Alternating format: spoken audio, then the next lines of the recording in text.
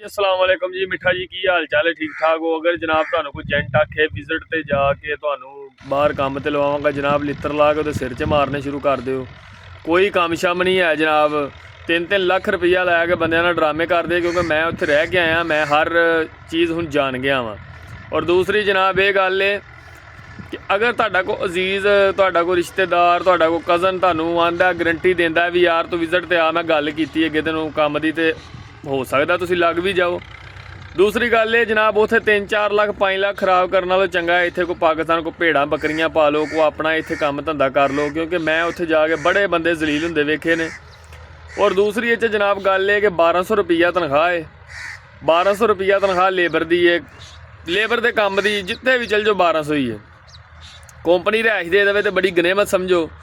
वो जनाब तुसीं 300 रुपये की रोटी महीने की खा लैनी, मैस किते लगा होना, कोई टिंडे कद्दू, कोई भिंडियाँ, कोई आलू गोंगलू, ठीक है जी। उस तो बाद जनाब तुसीं कोई 100-200 रुपया तेल शैंपू कंघे का ला लो, वही 700-800 दरम बचना है। तो जे रेट अच्छा हो तो वही 45-40 हज़ार रुपया बनता है।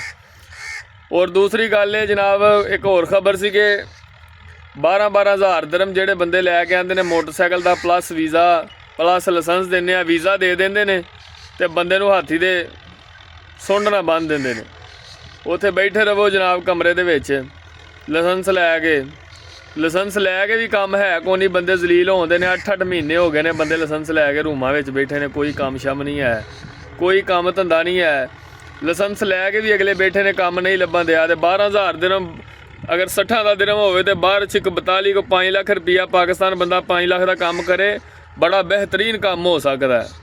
बाकी इन्होंने चोरों डाकुओं तो बचो, एजेंटा तो ये आते ने भी जाने ही एयरपोर्ट से उतरते ही तनख्वाह स्टार्ट। क्योंकि मेरे नाल कराची का मुंडा ही मौलवी शफाकत रूम दे विच, और वो गरीब बंदा आया भी स्पोंसर वीज़े ते सी, समझते हो, कंपनी की तरफों जो निकलता, फ्लाप कंपनियां, बैन कंपनियां, उन्होंने वीज़ा इशू हो जाता, कोई 3-4 वीज़े बेच लेंगे ने, पैसे पूरे करके बह जाते हैं। काम उन्होंने को है को नहीं अगे ना कि तो उन्हें लवाना है। बाकी इन्होंने चोरों डाकुओं तो बचो।